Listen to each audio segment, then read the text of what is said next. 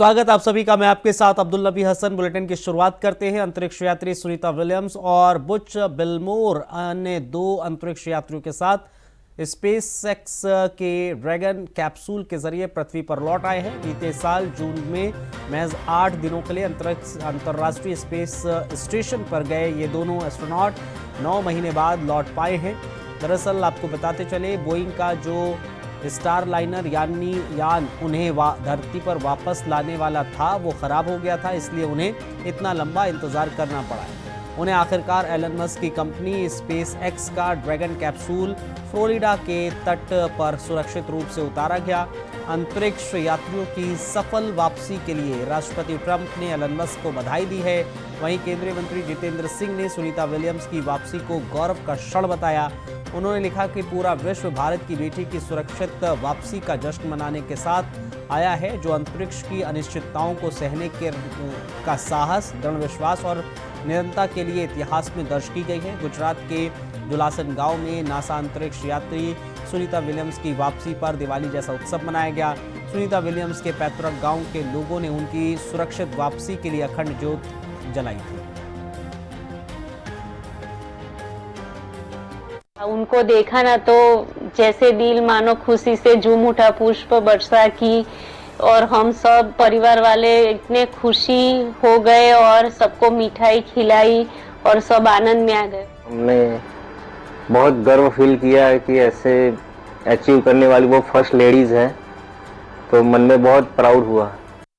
मैं क्या कहूँ, ये मानवता के लिए, केवल अमेरिका के लिए नहीं, पूरी मानवता के लिए एक बहुत बड़ी फीट है, बहुत बड़ी उपलब्धि है।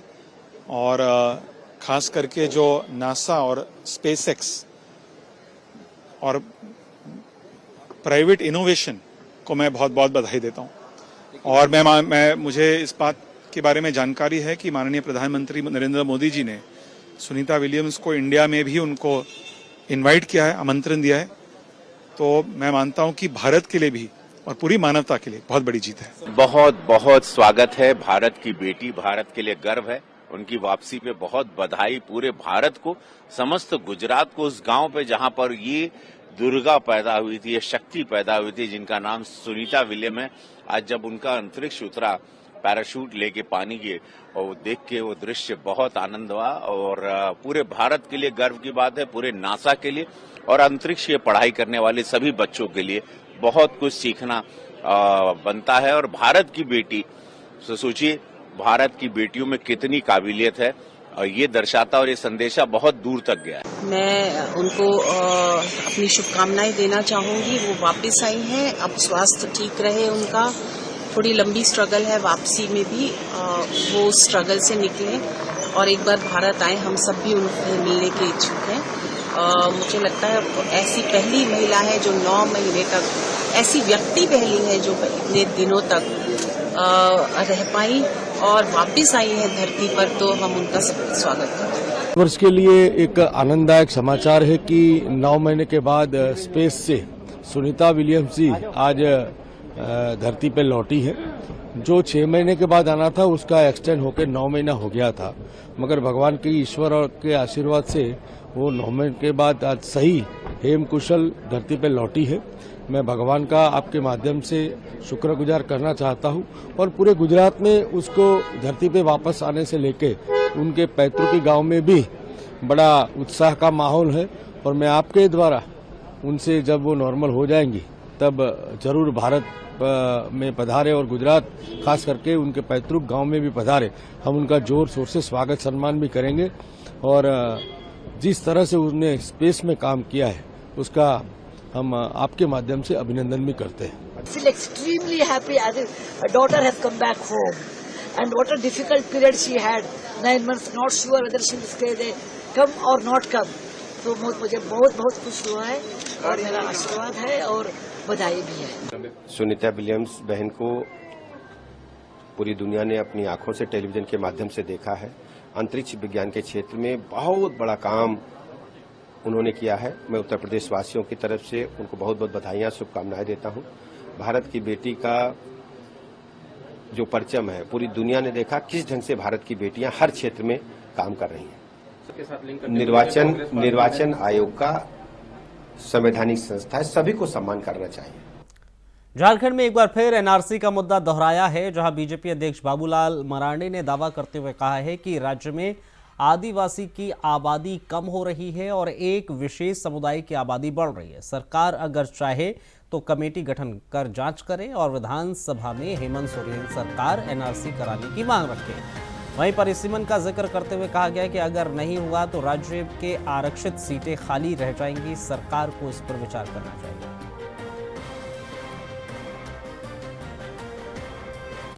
बाबूलाल जी, अब हमको लगा है कि उम्र का तगाजा है इनका। अब भाजपा में चले आए हैं तो अब तो ऑब्वियस से बोलना ही पड़ेगा उनको।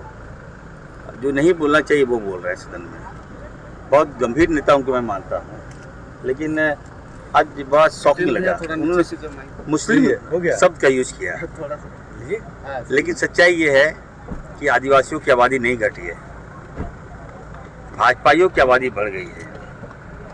मैं तो बाबूलाल जी को कहूँगा कि बाबूलाल जी, आपके क्षेत्र में, आपके विधानसभा में रघुवर जी जा रहे हैं, क्यों भाई?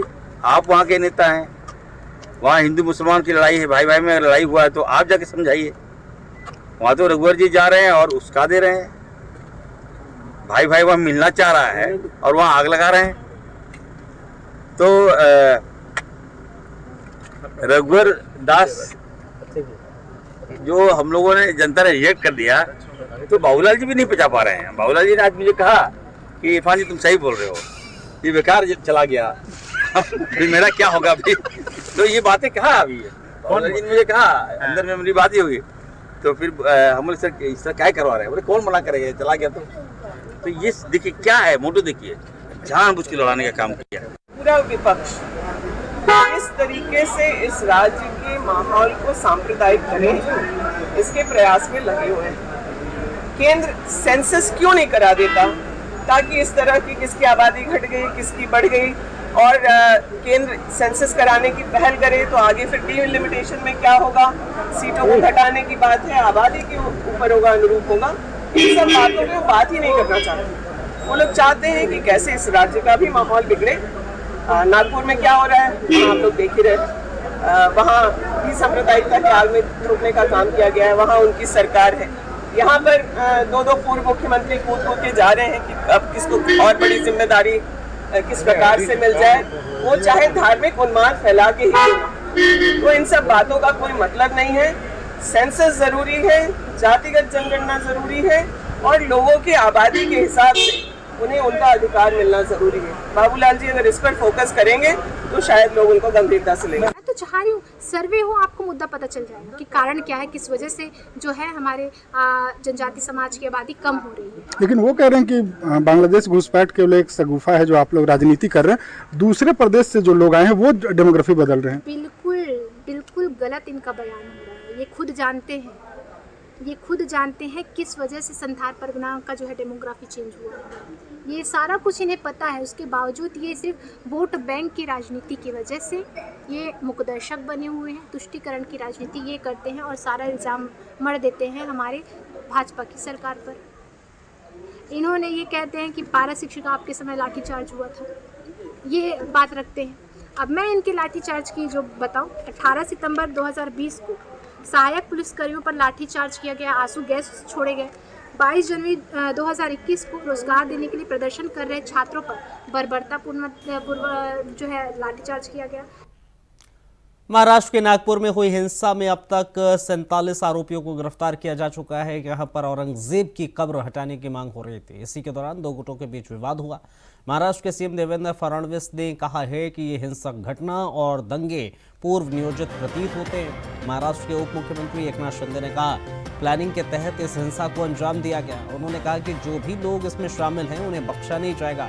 वहीं हिंसा को लेकर राजनीति शुरू हो गई है और लगातार तमाम नेताओं की प्रतिक्रिया भी है। पुलिस ने फहीम खान को गिरफ्तार किया है। फहीम खान 21 मार्च तक पुलिस हिरासत में है।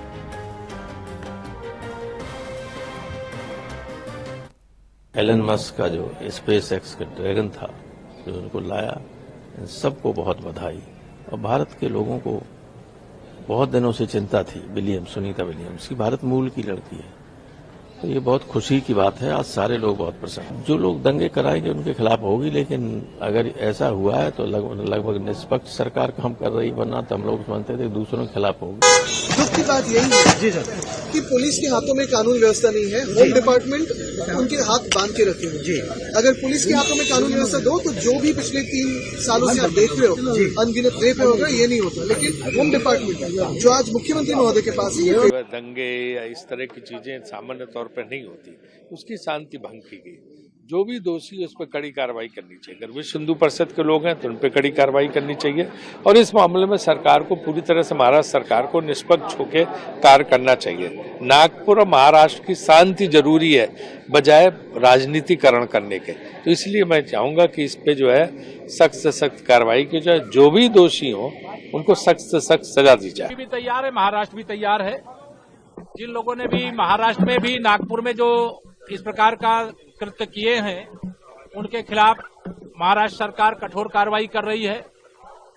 कोई औरंगजेब का महिमा मंडन करे, कोई मुगल आक्रमणकारियों का महिमा मंडन करे, वह न महाराष्ट्र बर्दाश्त करेगा, न उत्तर प्रदेश बर्दाश्त करेगा, न देश बर्दाश्त करेगा। और जो इस प्रकार की बातें करते हैं, मैं यह मानता हूं कि उसका उनको राजनीतिक दृष्टि से जो समर्थन करने वाले, जैसे समाजवादी पार्टी के विधायक अबू आजमी ने ही औरंगजेब को महान बताने का पाप किया था, और एक तरफ अखिलेश यादव जी कह रहे हैं हम छत्रपति शिवाजी महाराज का सम्मान करते हैं। अगर सम्मान करते हैं तो ये बतावें कि उनके विधायक अबू आजमी अभी तक समाजवादी पार्टी में क्यों हैं? तो समाजवादी पार्टी तो तुष्टीकरण की घटिया और घिनौनी राजनीति करती है, महाकुंभ में सवाल उठाती है। तुष्टीकरण के कारण से उत्तर प्रदेश का बहुत नुकसान 2012 से 2017 में किया है इन लोगों ने, लेकिन अब तुष्टीकरण की राजनीति का पूर्ण अंत हो गया है। और बजरंग दल या विश्व हिंदू परिषद, ये लोग तो दंगाई है ना, संविधान विरोधी है, देश विरोधी है, इंसान विरोधी है, मानवतावादी भी। इन लोगों पर तो प्रतिबंध बैंड कर देना चाहिए आजीवन। जो हमेशा संविधान से ऊपर हो जाए, गीता, रामायण, बाइबल, कुरान की जो आध्यात्मिकता है और उदारवादी मानवीय मूल्य है, उससे इतर हो जाए, तो ऐसी संस्था, ऐसे व्यक्तियों को तो जगह जेल में या कोई कंप्रोमाइज नहीं करना चाहिए देश की संप्रभुता से, देश की संस्कृति से और देश की आध्यात्मिकता से। इसीलिए इस सब का तो चर्चा ही बेकार करते हैं। और ये लोग प्रोटेक्टेड बाय गवर्नमेंट। पीछे से तो आप क्या कर रहे हैं, वो तो हाथी के दिखाने के दांत कुछ होते हैं, खाने के दांत कुछ होते हैं। तो इन लोगों को तो पूरा प्रोटेक्शन मिलता है गवर्नमेंट के द्वारा, चीजों के द्वारा, और ये गलत है। औरंगजेब या कोई भी इतिहास, सही या गलत, इसका समय अभी नहीं है। समय हर चीजों में सियासत और कुर्सी ढूंढने की जरूरत नहीं है, और हर मिनट हर सेकंड नफरत को ढूंढने की जरूरत नहीं है। इसको आप समझिए। इसीलिए मेरा मानना बिल्कुल क्लियर है कि देश की प्रगति पर असर पड़ रहा है, देश की इकोनॉमी पे असर पड़ रहा है। देश जो 150-150 करोड़ की है, जो दुनिया डरती थी, हमारी इंटरनेशनल पॉलिसी पर असर पड़ रहा है। तो इसको सोचने की जरूरत है। ऐसे मुद्दे हमारे देश के लिए, कोई भी ऐसे मुद्दे हमारे देश के आने वाले पीढ़ियों के लिए सही नहीं।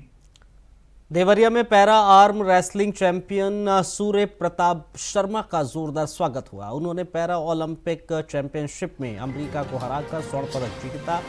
ये चैंपियनशिप ग्रीस में आयोजित हुई थी। स्थानीय लोगों ने सूर्य प्रताप की इस उपलब्धि पर गर्व व्यक्त किया और उनका स्वागत किया।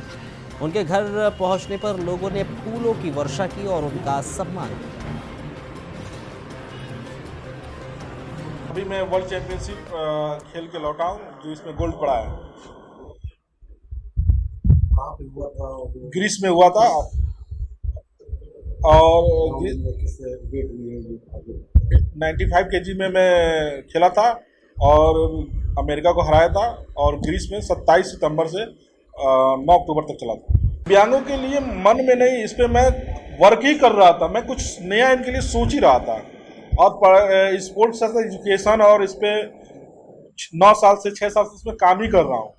तो इनके लिए सबसे बड़ा यही है कि इनके लिए कुछ ना करो, केवल इकोनॉमिकल कंडीशन क्राइसिस हो उसको दूर करने के लिए रास्ता बनाओ, सारी इनकी परेशानी दूर हो जाएगी और अपने अधिकारों को जानेंगे और अपने अधिकारों को भारत सरकार, स्टेट गवर्नमेंट जहां भी रखना होगा मजबूती से रखेंगे।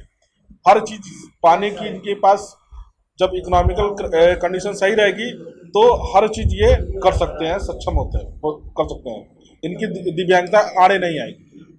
पैरा आर्म रेसलिंग के साथ साथ 2028 की जो ओलंपिक्स अमेरिका में होने जा रही है उसके लिए मैं शूटिंग ट्राई कर रहा हूँ। हो सकता है मैं 2028 ओलंपिक में शूटिंग से इस प्रदेश से रिप्रेजेंट मैं करूँ। लोगों के लिए मैं बस यही संदेश देना चाहता हूँ, इनकी सोच, उनके सपने को साकार करने के लिए मैं 2 साल के अंदर उनके लिए बिजनेस कॉरिडोर जो बना रहा हूँ, उनके सपनों को उड़ान भरने का नया एक जीवन देगा और उससे जुड़े और उसका लाभ उठाएं और देश दुनिया में अपनी ताकत, अपनी पहचान को सबसे ऊपर करें। पंजा कुश्ती मैं लगातार 2013 से कर रहा हूँ, चौथा ये वर्ल्ड चैंपियनशिप है और जीत सबको अच्छा लगता है और जीतने की आदत बनानी चाहिए। हार तो है जीत के बाद, लेकिन हमेशा सोच और जुनून ऊपर रखिए, हर जीत आपकी है। चलिए इस बुलेटिन में रुकेंगे एक छोटे से ब्रेक के लिए, बने रहिए। ब्रेक के उस पार खबरें और भी। ब्रेक के बाद स्वागत आप सभी का। कुछ और अहम खबरों पर डालते हैं नजर। लखनऊ से हज यात्रियों के लिए अहम खबर सामने आई है। दरअसल 24 और 25 मार्च को मुंबई के हज हाउस में विशेष प्रशिक्षण आयोजित किया जाएगा, जिसमें शामिल होना अनिवार्य है। इस ट्रेनिंग का उद्देश्य हज यात्रियों को यात्रा के दौरान आवश्यक नियम, प्रक्रिया और सुरक्षा उपायों की जानकारी देना है, ताकि उनकी यात्रा सुगम और सुरक्षित हो सके। हज कमेटी के जरिए आयोजित इस प्रशिक्षण में हज संबंधित सभी महत्वपूर्ण पहलुओं पर मार्गदर्शन दिया जाएगा, जिससे यात्रियों को किसी भी परेशानी का सामना न करना पड़े।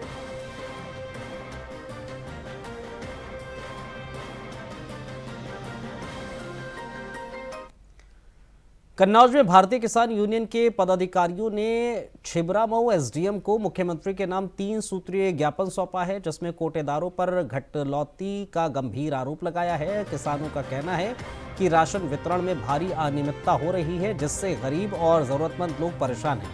उन्होंने प्रशासन को चेतावनी दी है कि अगर जल्द से जल्द समस्या का समाधान नहीं हुआ तो वो बड़ा आंदोलन करने को मजबूर हो जाएंगे। इस पर एसडीएम ने जांच कर सख्त कार्रवाई का भरोसा दिया है, लेकिन किसानों में अब भी नाराजगी बनी हुई है।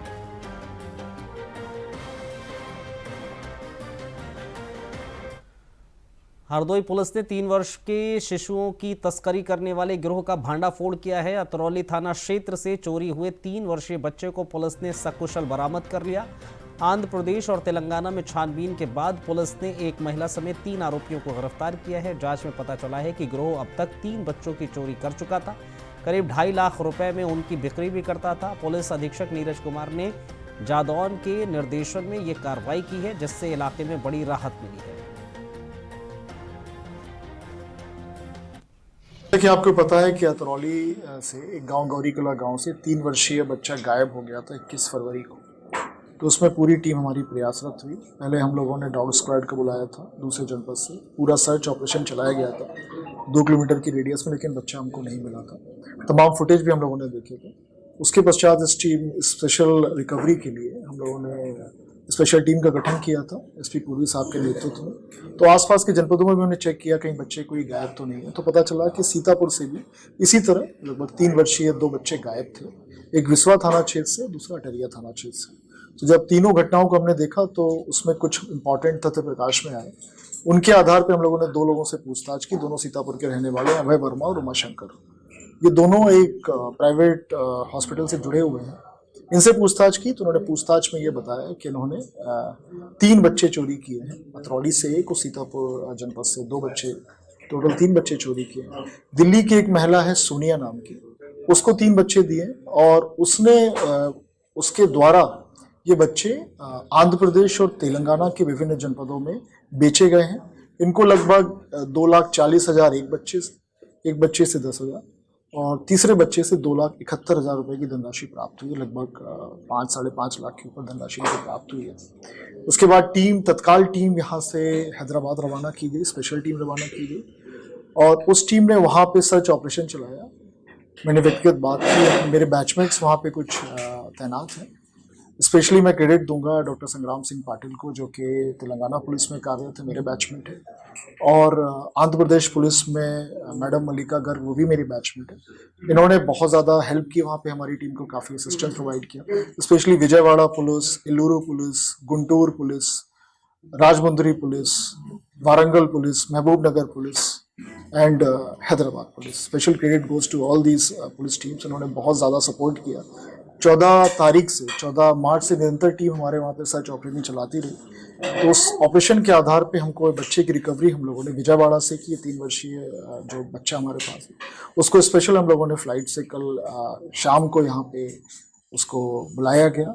उसके बाद बच्चा उनके पेरेंट्स से मिलाया गया। पेरेंट्स बहुत खुश हैं। अभी हमारी टीम वहाँ पे प्रयासरत है। शेष 2 बच्चे जो सीतापुर जनपद से वहाँ पे चोरी करके बेचे गए थे, उनकी बरामदगी के लिए टीम प्रयासरत है और बहुत ही करीब है, अतिशीघ्र हम उन 2 बच्चों को भी बरामद कर देंगे।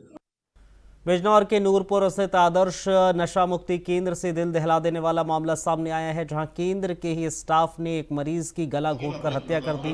पूरी वारदात सीसीटीवी में कैद हो गई, जिसके बाद पुलिस ने कार्रवाई करते हुए 3 आरोपियों को हिरासत में ले लिया है। फिलहाल पुलिस मामले की गहराई से जांच में जुट गई है। इस घटना ने नशा मुक्ति केंद्रों की कार्यशैली पर गंभीर सवाल खड़े कर दिए हैं। 18/19 की रात्रि थाना नूरपुर के ग्राम लिंडरपुर में स्थित आदर्श नशा मुक्ति केंद्र में भर्ती फैजल सनाब शमसुल हसन निवासी रवाना शिकारपुर थाना सेवारा को नशा मुक्ति केंद्र में ही पूर्व से भर्ती गौरव सनाब जगदीश निवासी हरगनपुर थाना नगीना देहात व अमित सनाब गजराज निवासी गुहावर जैत थाना नूरपुर के द्वारा मुंह में कपड़ा ठूसकर गला दबाकर व मारपीट करके चोट पहुंचाई गई। आदर्श नशा मुक्ति केंद्र के स्टाफ को जानकारी होने पर तत्काल इन्हें इलाज हेतु अस्पताल ले जाया गया। झांसी के वीरांगना लक्ष्मीबाई रेलवे स्टेशन पर प्राइवेट पार्किंग कर्मचारी और टैक्सी चालकों की दबंगई का मामला सामने आया है। यहां यात्रियों के साथ मारपीट की गई, उन्हें जबरन टैक्सी में बैठाने की कोशिश की गई। हैरानी की बात तो यह है कि मौके पर मौजूद ड्यूटी सिपाही मूक दर्शक बनकर देखता रहा और कोई कार्रवाई नहीं की। इस पूरी घटना का वीडियो सोशल मीडिया पर वायरल हो रहा है। इसके बाद पुलिस प्रशासन पर सवाल उठ रहे हैं।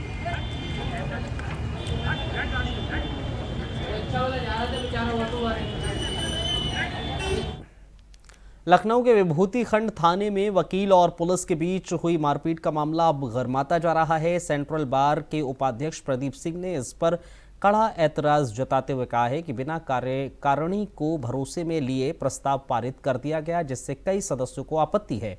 उन्होंने साफ कहा है कि हम इस प्रस्ताव से सहमत नहीं हैं, इसे खारिज माना जाए। साथ ही कल जो प्रस्ताव पास हुए हैं उन पर भी सवाल उठाए हैं और दोबारा विचार करने की मांग की गई। इस विवाद के बाद अब सेंट्रल बार में अंदरूनी कलह भी खुलकर सामने आ रही है।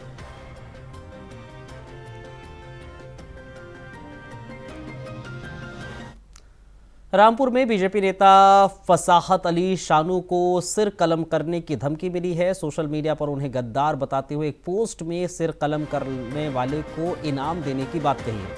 धमकी मिलने के बाद फसाहत शानू ने पुलिस में शिकायत दर्ज कराई है। दरअसल शानू समाजवादी पार्टी की सरकार में मंत्री आजम खान के करीबी रह चुके हैं और उनके मीडिया प्रभारी भी थे, लेकिन बाद में उन्होंने आजम खान का साथ छोड़कर बीजेपी का दामन थाम लिया था।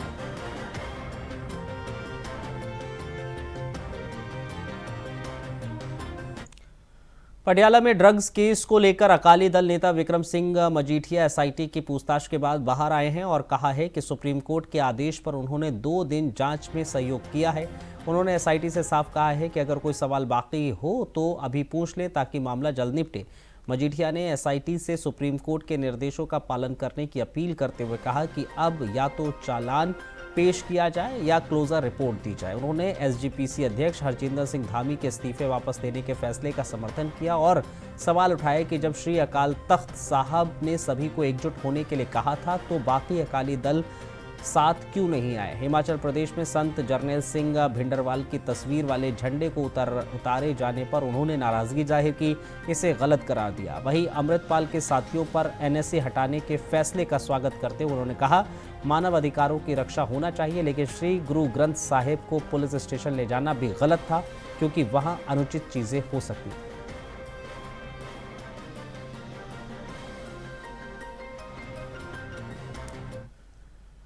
बुलेटिन में फिलहाल इतना ही, इजाजत दीजिए, नमस्कार।